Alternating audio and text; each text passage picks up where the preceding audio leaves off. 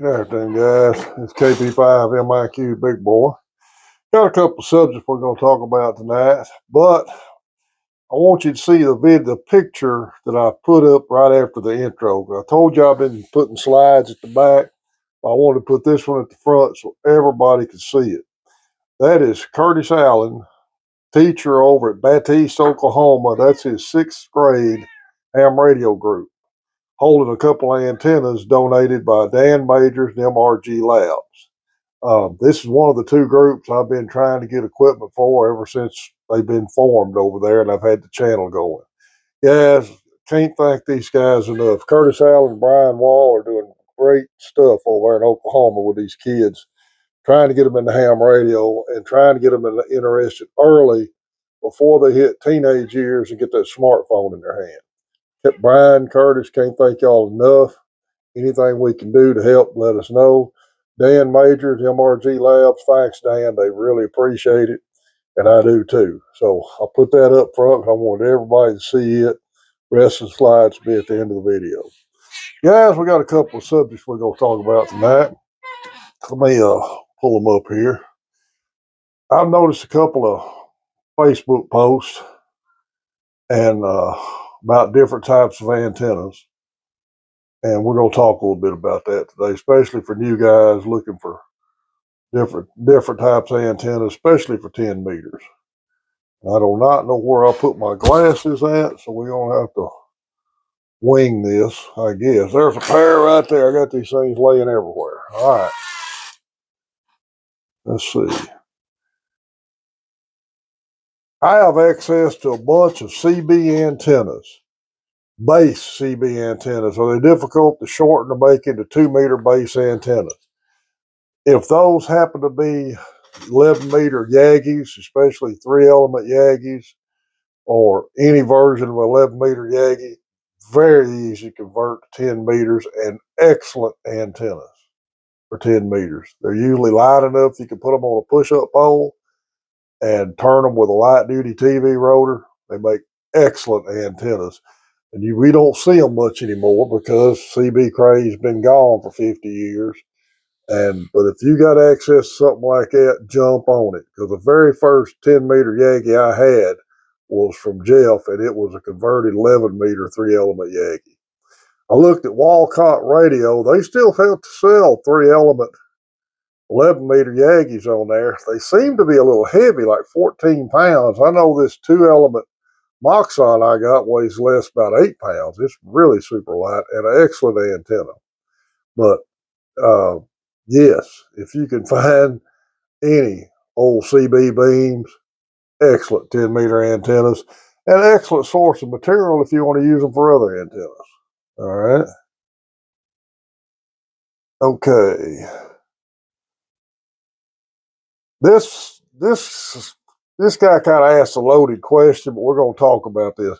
For simplicity and efficiency, is there a wire antenna better than a G5RV?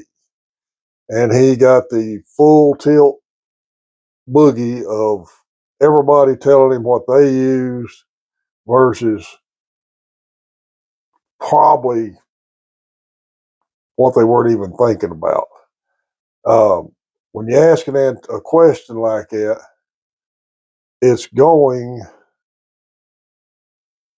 to pretty much tell you what they use. And gets back to what I've said about antennas all along, especially for new hams. You can ask all kinds of questions on social media, and you're going to get answers that everybody does themselves. But none of these guys know your actual location and what room and capabilities you have to put up an antenna with. All right. Let's talk about, come here, ham radio cat. Before I get started, you're going to be meowing the whole time if I don't. Come here. Come here. Well, go on then. The G5RV. Now, this is the description wrote on Ham Universe. Over the last several decades, G5RV has become one of the most popular, widely used all-around multiband antennas in the world. Even though it is a good compromise antenna, it's good overall performance on most HF ham bands when used with an external tuner, and allows coax as an entry feed line to the radio equipment, eliminating the need and hassle of a ladder line or twin lead. It should be noticed that some internal tuners just don't have enough range to tune it. Invented in 1946, the basic G5RV antenna measures only 102 feet across the top for 80 through 10 meter operation. It is fed at the center through a low loss 34-foot feed stub. The interaction between the radiating section and the feed stub makes G5RV usually easy to match on all bands from 80 to 10 meters with ordinary low-cost antenna tuner. All right. Many hams swear by them and many hams swear at them. Here's the differences, and I've had two of them. One of them is fed by standard 300 ohm twin lead. The MFJ one was fed by a 450 ohm ladder line. Now, this is my take on the G5RV as a antenna for a ham. I bought a Van Gordon G5RV back when I bought this 897 in 06. Put it up, orientated east and west. The Van Gordon was built like what I'd always heard a G5RV was supposed to be built like. It had the 33 feet of 300 ohm twin lead on it. But they did mention in this article about them, the 450 ohm ladder line is a more robust antenna, which lasts longer outside, and I can agree with that. My G5RV, the Van Gordon one, was up 7-8 years. Started to notice I was having a little issues tuning. I pulled it down, and the twin lead was starting to weather pretty good because it was just standard 300 ohm twin lead. However, when the antenna was operating good, I made a ton of contacts with that antenna. I really liked the way it performed. I changed it to an MFJ standard G5RV 10 through 80 with the 450 ohm twin lead. I'm not knocking MFJ because I've always been a proponent of their stuff, but I did not feel that antenna performed quite as well as the original Van Gordon version. And I can't pin it down why, but I just from signal reports I got and contacts I made, I just felt like the Van Gordon was a better performing antenna. Here's a big drawback to G5RV. Absolutely worthless for ground wave unless you are very close together. That was about the time Jeff and I started trying to get the Hammerheads group going again. He had a G5RV up. We couldn't hear each other. We ended up both just making a simple single band 10 meter dipole, and we were able to work with that. Then I put the 2-element MFJ Moxon 10 meter Yagi up, and him and Tim and Cody have built flat top rotatable dipoles out of old aluminum and tent poles, and they work great for 10 meters. Just like I said about them CB antennas, they make great 10 meter antennas, and the beauty of 10 meters, it doesn't require a tower. I mean, I'm not telling you not to put a tower up, but you can get by with a lot lighter weight antenna setup if you're just working 10 than you can with the low bands. Now, let's talk about all band dipoles.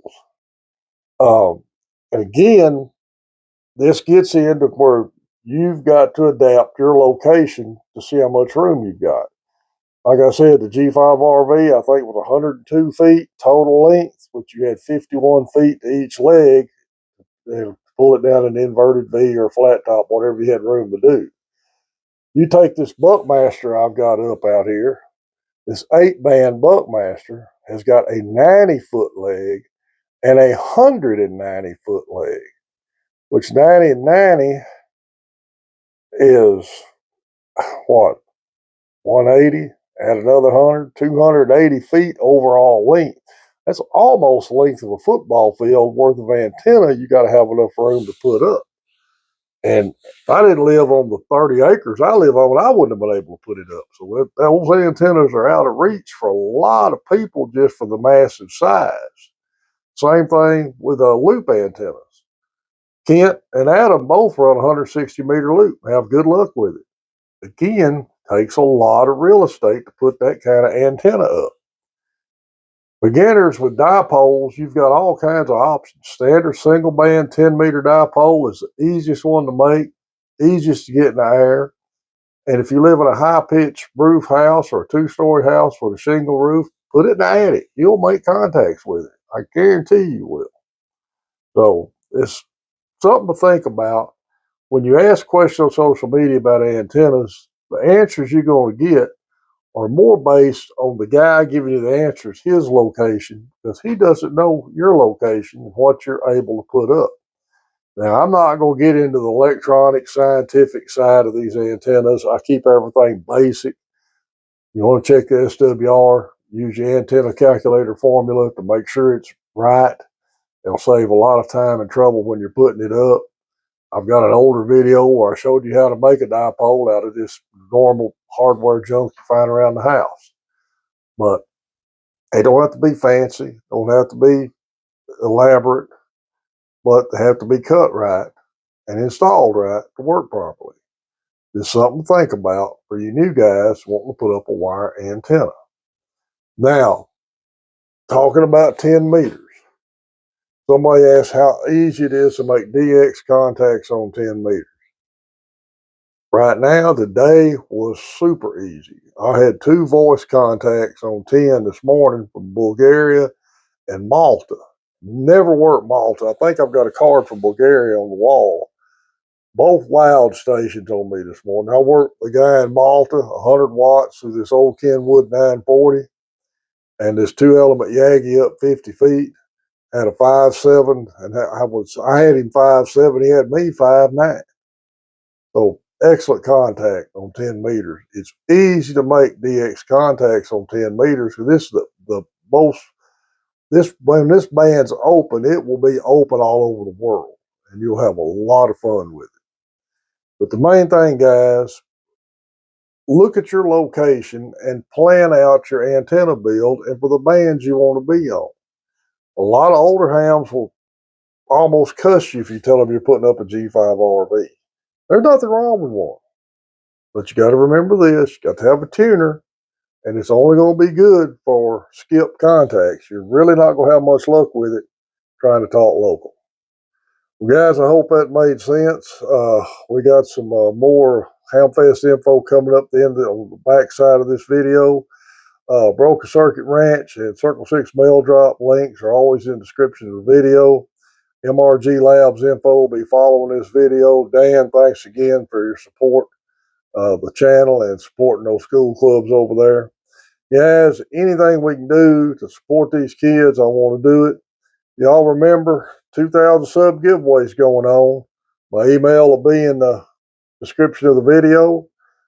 Be sure to put 2,000 sub giveaway in the subject matter of the email. Shoot me an email. I'll answer you, letting you know I've got it. Give me your call sign, name, and address, and I'll get you entered, and we'll go draw it on November 1st. Guys, appreciate everybody likes listening to me on Ham Radio Cat. This is KB5 MIQ Big Boy 73.